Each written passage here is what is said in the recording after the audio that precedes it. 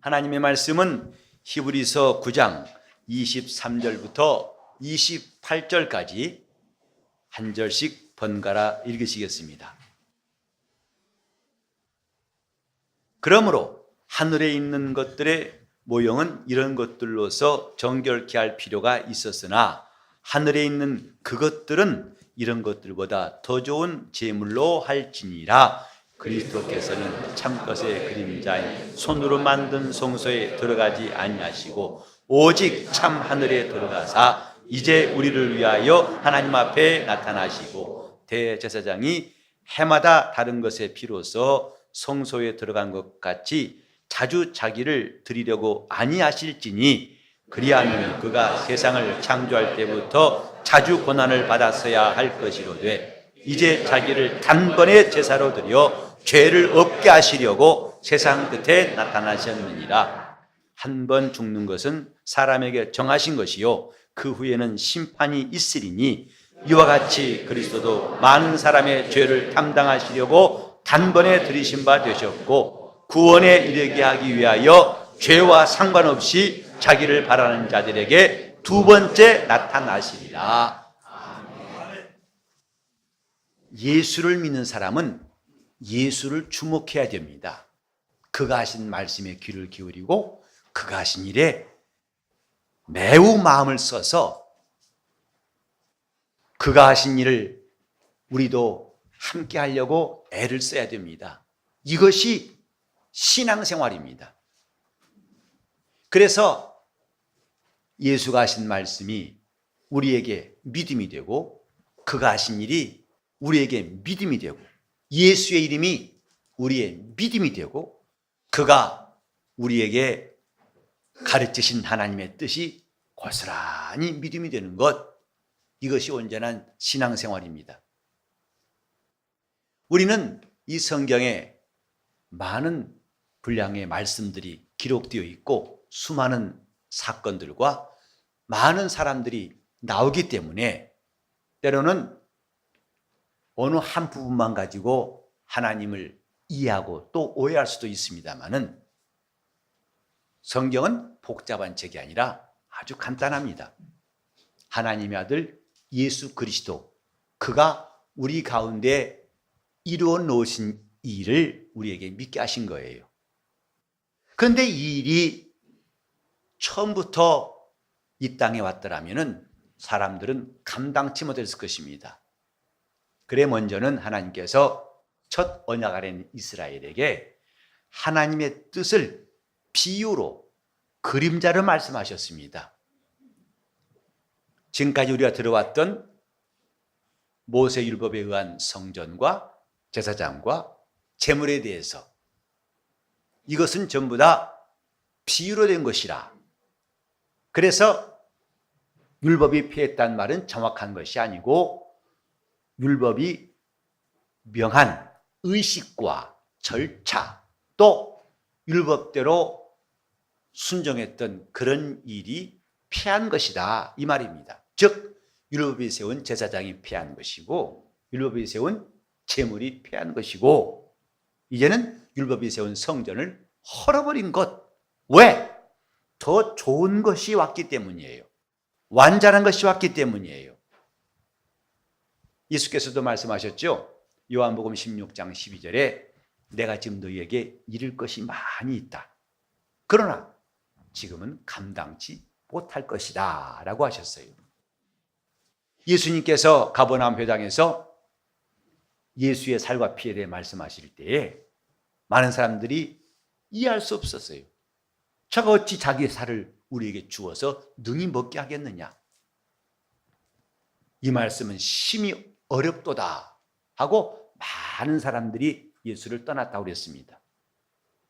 그렇게 훌륭한 신앙인이었던 니고데모도 예수님께서 말씀하실 때 거듭나는 게 무엇입니까? 그 말씀을 이해할 수가 없었어요. 그때 주님 말씀하셨죠. 내가 땅의 일을 말해도 너희가 믿지 아니하거든 하물며 하늘의 일을 말하면 어찌 믿겠느냐. 그 주님의 마음에 얼마나 답답하심이 있었을까.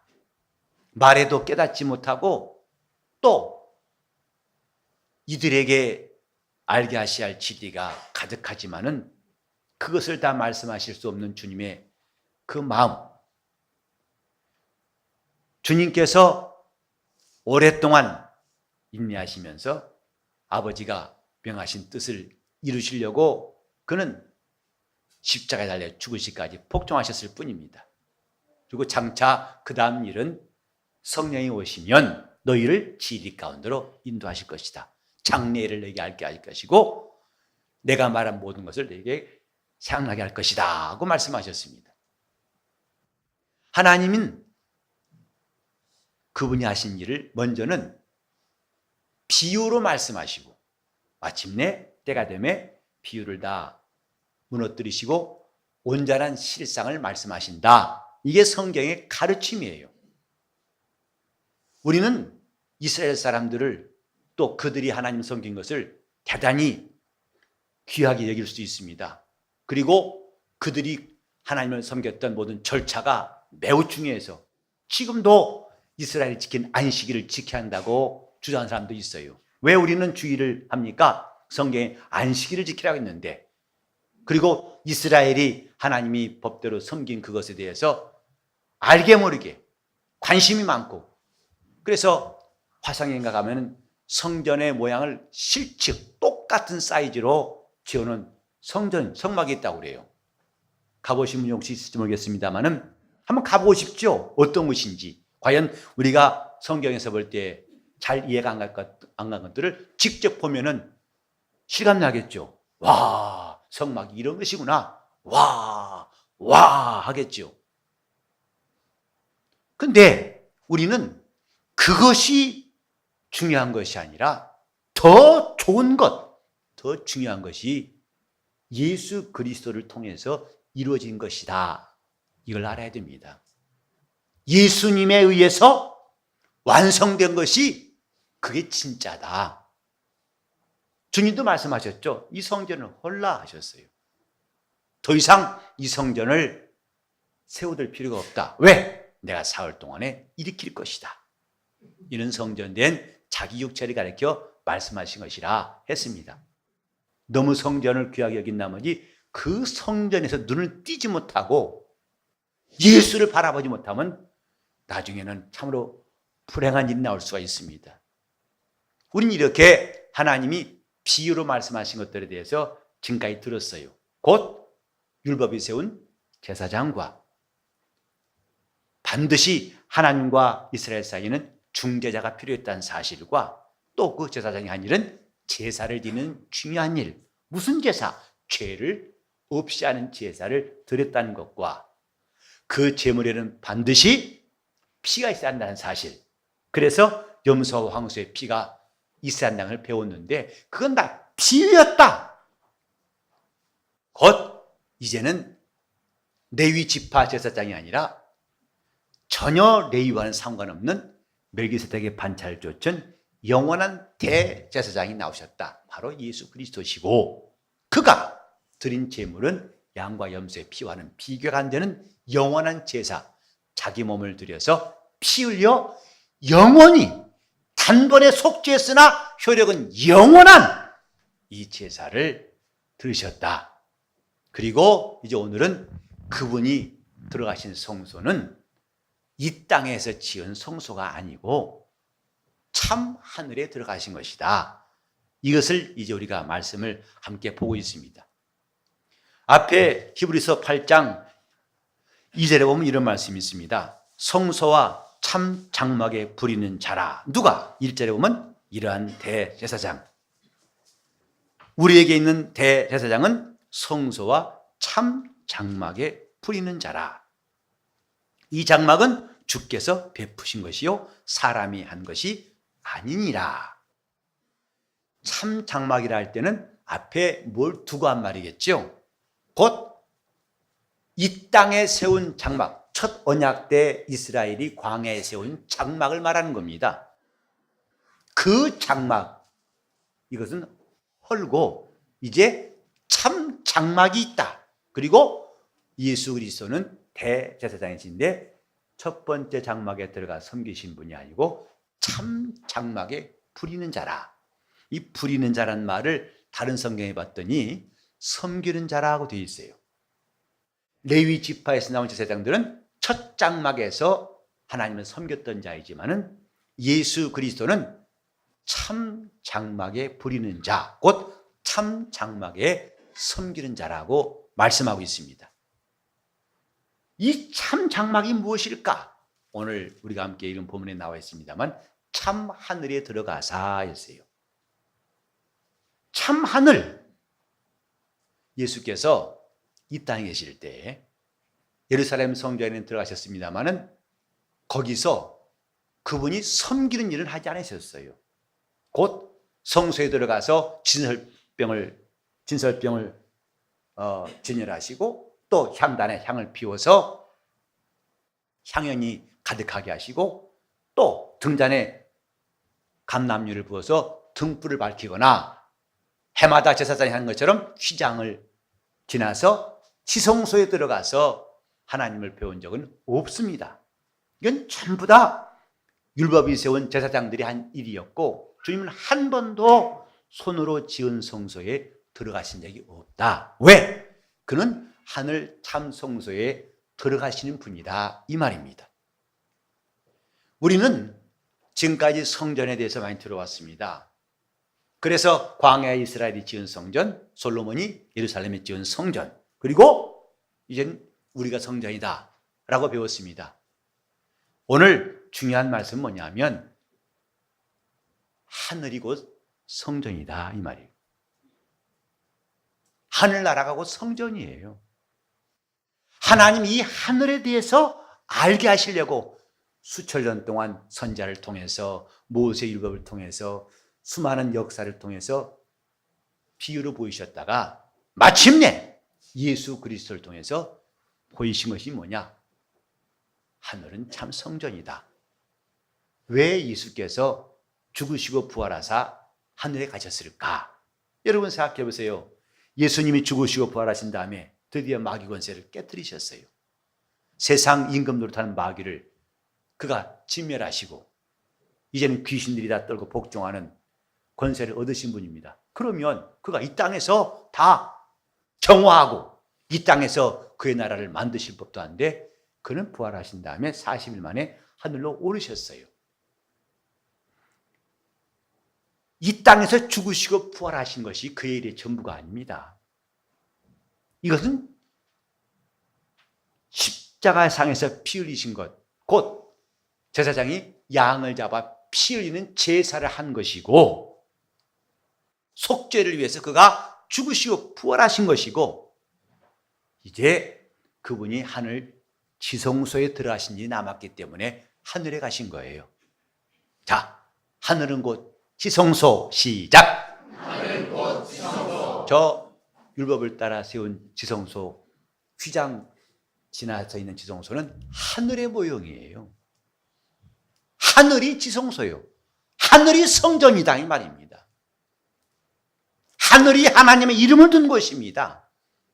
하늘이 영원한 집, 하나님의 집이에요. 예수께서도 내 아버지 집에는 그러셨죠? 하늘을 말하는 것입니다.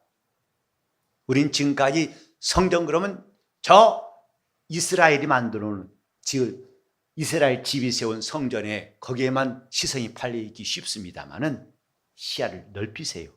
하늘이 곧 참 장막이고 참 하늘이고 성전입니다. 그래서 예수는 반드시 하늘에 오르셔야 할 뿐이에요. 그곳에서 영원히 섬기는 일 하실 분이다.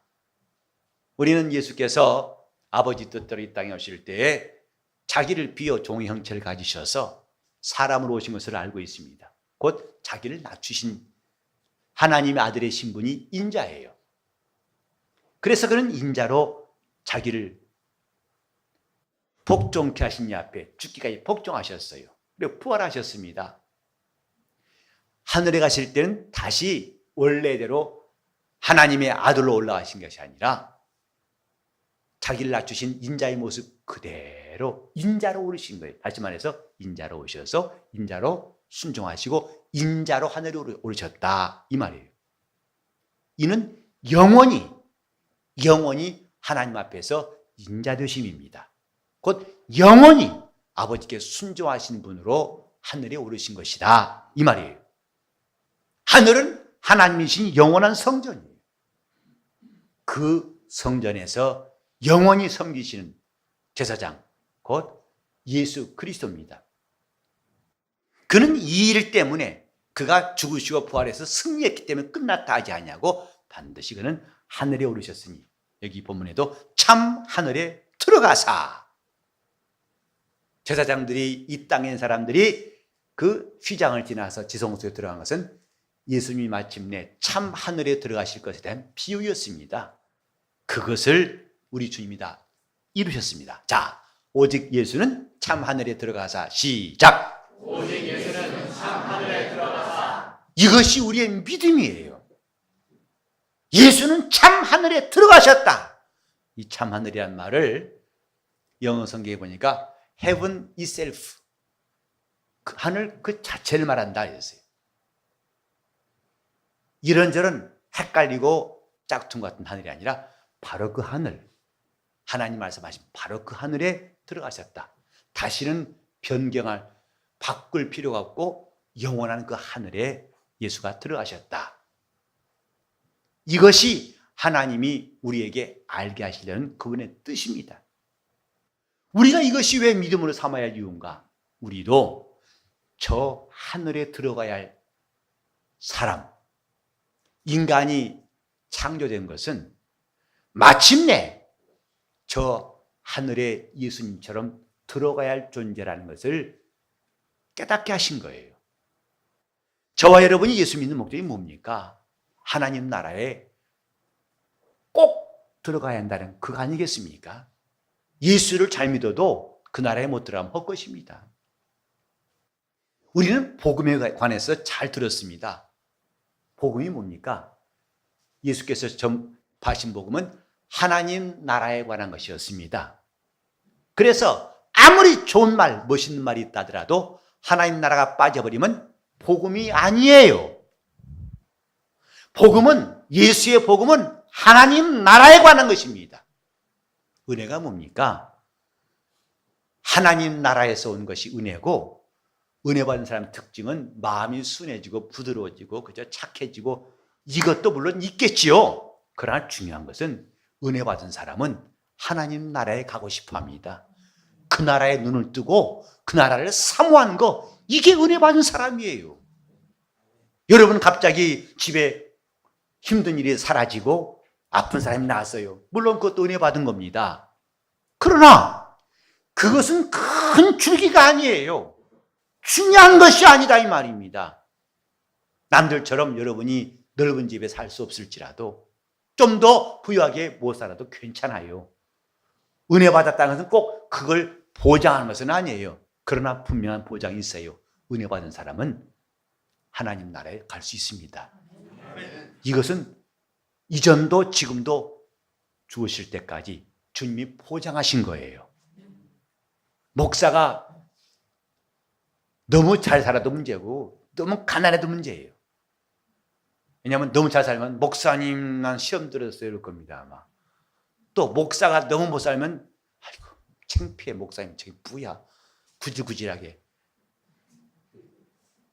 그저 중간만 살면 돼요. 목사라고 해서 제일 교인 중에서 제일 잘 살아야 한다? 그건 말도 안 되는 거예요. 잘 살고 못 사는 것은 은혜 받은 기준이 될 수가 없어요. 보장이 아닙니다. 확실한 보장. 자, 은혜 받으면 그러면 하나님 나라에 들어갈 수 있다 이렇게 하세요. 은혜 받으면 하나님 나라에 들어갈 수 있다. 넉넉히 들어갈 수 있는 것이 바로 은혜입니다. 예수를 믿는 목적도 바로 이렇게 내가 그 나라에 들어가기 위한 것. 예수께서 말씀하시기를 너희는 마음에 근심하지 말라. 우리 인생은 한마디로 근심이 끊일 날이 없는 거 아니겠습니까? 눈을 떠도 근심, 자면서도 근심, 걱정 근심이 끝날 데가 없는 것 같습니다. 많아도 걱정, 적어도 걱정, 있어도 걱정, 없어도 걱정, 돼도 걱정, 안 돼도 걱정. 그래서 어떤 그 경비회사가 내건 광고 보니까 그 카피가 참 재미나요. 잠가도 불안까지 잠글 수는 없습니다. 자기들은 불안까지 자물쇠를 쳐주겠다. 그러니 빨리 신청하십시오. 전화번호 몇 번으로. 지금 우리 마음에 염려와 근심이 없을 수가 없어요. 주님은 마음에 근심하지 말라. 왜? 비록 이 땅에는 이런저런 문제가 있고 어려움이 있지만은 내가 분명히 말하지만 내 아버지 집에는 거할 곳이 많도다. 내가 너희를 위해서 처소를 예비하려고 하는데 처소를 다 예비하면 너희에게로 다시 와서 너희를 나 있는 곳에 있게 할 것이다. 예수의 복음은 하나님 나라에 관한 겁니다. 우리는 그가 왜 참 하늘에 들어가셨을까? 이것에 대해서는 제대로 알고 분명히 말해 주신 사람이 되어야 합니다. 하늘, 그 하나님 나라가 비로소 우리 영혼이 하나님을 길이 섬길 수 있는 영원한 성전이에요. 이것을 비유로 말한 이 이스라엘의 성전이 너무 크고 신기하고 굉장해서 거기 한눈 팔지 마시고 우리 다 같이 하늘은 영원한 성전이다. 시작! 하늘은 영원한 성전이다. 참 성전, 참 장막이 하늘에 있습니다. 그것이 우리 집이에요. 원래 성전이란 말은 거룩한 집입니다. 그 뜻 자체가. 왜 거룩하냐? 그분의 이름이 있기 때문에, 그분이 계시기 때문에. 그렇다면 그 집은 이 땅에 있지 않다는 거죠. 역대하 2장 6절 이하에도 하나님은 하늘과 하늘들의 하늘보다도 크신 분이기 때문에 사람이 지은 전에 모실 수 없다고 그랬어요. 하늘만이 하나님의 집입니다.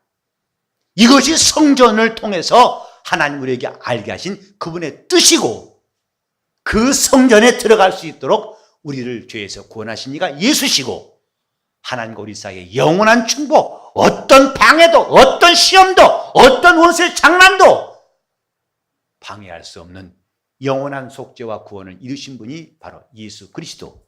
그 속죄를 이루신 것이 바로 예수의 피입니다. 그래서 우리가 예수의 피를 찬송하는 것은 마땅한 일이에요. 이 피 앞에서 그 누구도 나를 방해할 자가 없고 내가 하늘 집에 갈 수 있는 일을 누구도 좌절시킬 수가 없고 어떤 불행도 이것을 막을 수가 없다. 이걸 고백하는 것이 성도의 찬송입니다. 예수의 피가 이와 같다. 나는 예수의 피를 믿는 사람이다. 그래서 저 영원한 나라에 넉넉히 들어갈 확신, 그걸 가지고 신앙생활하는 겁니다. 구원을 받고서 신앙생활하는 것이다 이 말이죠. 그 은혜가 감사해서 우리는 주님께 봉사하고 그 은혜 감사해서 주께 우리의 시간을 드리고 물질을 드리고 헌신도 할 수 있는 것입니다. 그런데 이런 은혜도 없이 그저 헌신합시다, 그 뭐 합시다 잔뜩 침만 지어주니까 거기서 문제가 오는 겁니다. 거기서 지치고 낙심하는 겁니다. 먼저 은혜 받으세요. 먼저 그 나라에 갈 권리를 얻으세요. 주님이 그 나라에 너를 부르겠다고 하신 보장 좀 얻고 시작하세요. 그게 구원받았다는 뜻입니다. 우리는 지금 주님 앞에 나와서 하는 일이 뭔가? 온통 하늘의 관심을 가지고 그 나라에 들어갈 준비를 착실히 하는 겁니다.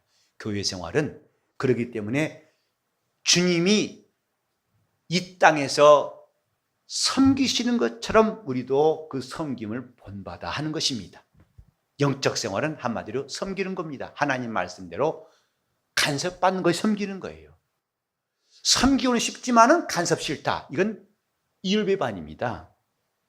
하나님은 섬기려면 내 마음대로 섬길 수 있는 게 아니라 그분의 말씀에 간섭받고, 그래서 영적 생활은 반드시 하나님 말씀을 가지고 할 수 있어요. 말씀을 가지고 기도하는 것이고, 말씀을 가지고 순종하는 것이고, 말씀을 가지고 인내하는 것이고, 말씀을 가지고 감사하는 것이고, 말씀을 가지고 병돈하는 것이고, 말씀을 가지고 우리는 주님 나라 갈 때까지 인내하고 순종해야 됩니다. 이것을 이름하여 영적 생활 이렇게 말하는 것이죠. 그런데 이걸 오해해가지고 율법주의나 복음주의라고 하는 주장을 따르다 보면 매우 어려운 지경에 이를 수 있습니다. 우린 율법주의도 아니고 복음주의도 아닙니다. 율법주의는 율법에 치우쳐서 복음이 말하는 메시지를 무시하고 있어요. 바울이 갈라디아 교회에 말한 것도 너희가 예수 믿고 은혜 받았는데 왜 다시 율법으로 돌아가느냐? 그러지 말아야 한다. 그걸 가르친 것이거든요. 얼마나 율법의 위세가 강했던지 예수 믿으면 구원받는다. 그 말도 안 돼. 그렇게 쉬우면 누가 구원받지? 아니야. 다시 돌아와서 너희는 모세의 법대로 순종해야 돼. 이것이 잘못된 가르침이었기 때문에 바울은 그걸 막으려고 갈라디아서 쓴 겁니다. 율법주의예요. 율법주의를 경계하라. 반대로 복음주의가 뭐냐? 복음은 율법을 경시해요. 그래서 율법은 마치 이제는 우리가 이별해야 되고 작별해야 되는 하나님 말씀이 좀 오해하고 있습니다. 예수님도 말씀하셨죠. 율법은 폐하지 않는다. 율법을 폐하면은 그건 전혀 하나님과 관계없어요. 율법이 뭐냐? 하나님을 섬기는 법입니다. 그런데 복음주의의 맹점이 뭐냐면 너무 극단으로 나가가지고 이제 율법은 필요 없다. 나는 거기에 매일 필요가 없다. 옛날 의식에는 매일 필요가 없어요. 예루살렘 갈 필요가 없어요. 피 흘리는 제사할 필요 없어요. 그러나 율법은 하나님을 섬기는 데 꼭 필요한 법입니다. 예수 말씀하셨죠? 수고하고 무거운 짐진 자들아 다 내게로 오라.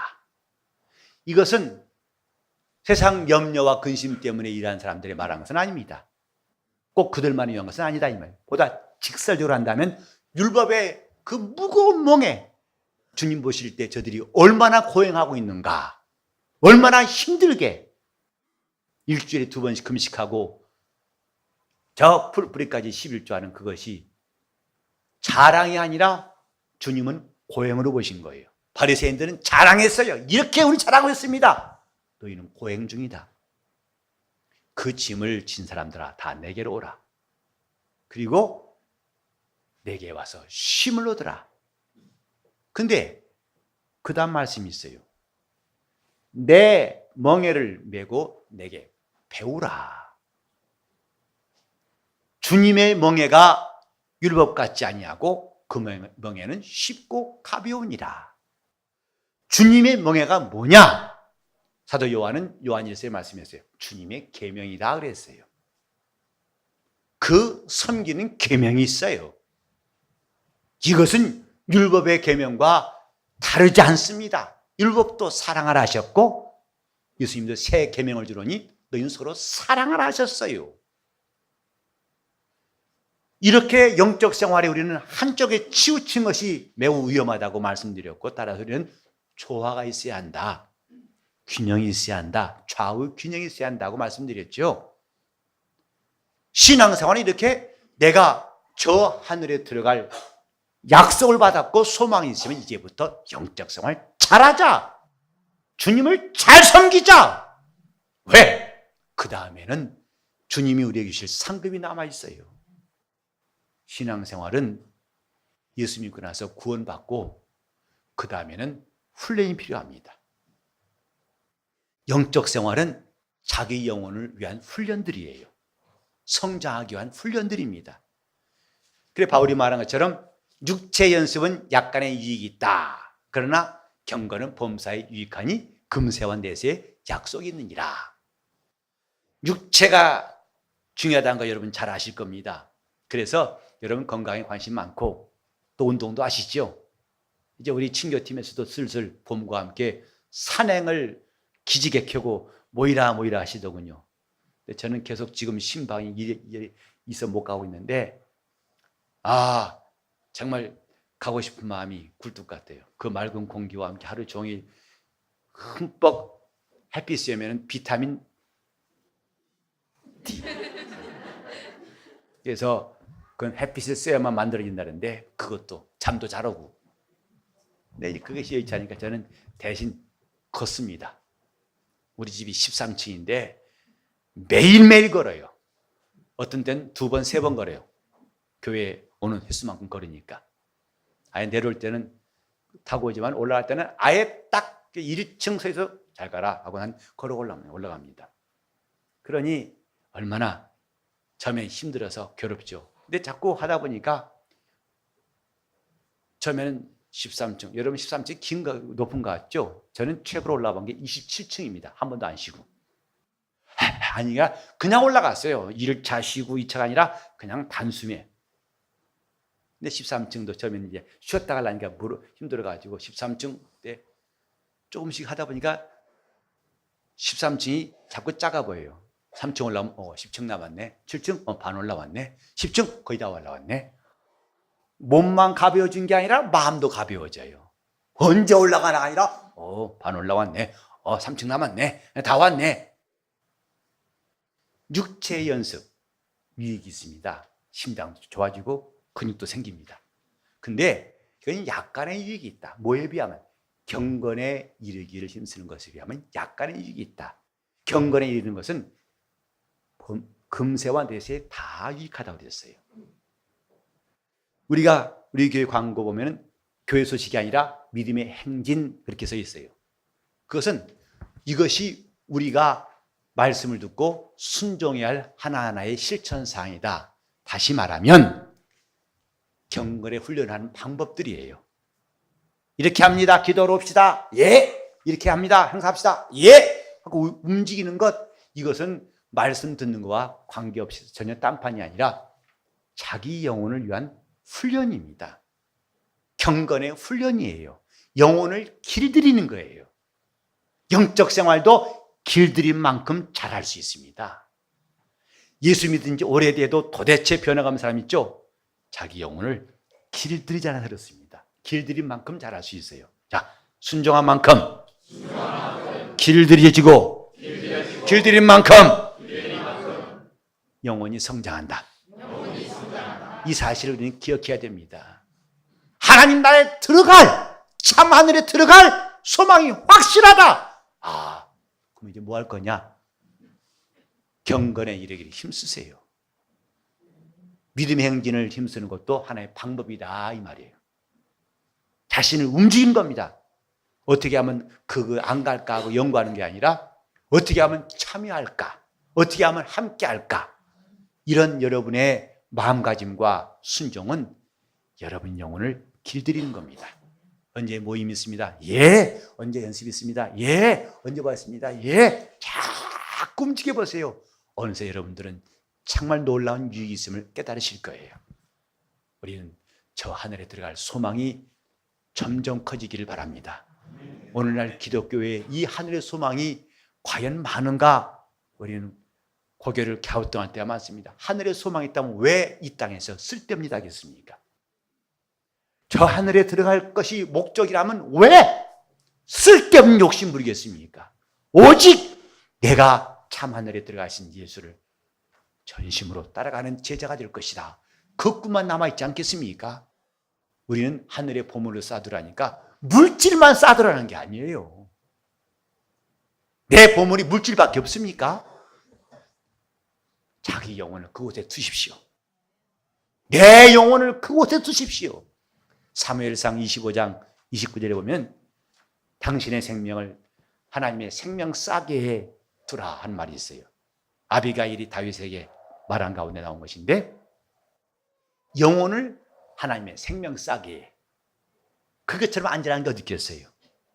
근데 우리는 예수 믿고 난 다음에 그 완전한 방법을 알았습니다. 내 영혼을 하늘에 두자. 내 영혼을 그곳에 두자. 이것만큼 완전한 생명 싸게가 또 있겠습니까? 우리 주 예수께서 참 하늘에 들어가신 목적, 이 뜻이 무엇이냐? 너희도 나와 함께 그곳에 있자 하신 거 아니겠습니까? 거기서 나와 함께 다스리며 또 내 상에서 먹고 마시자 한 거 아니겠습니까?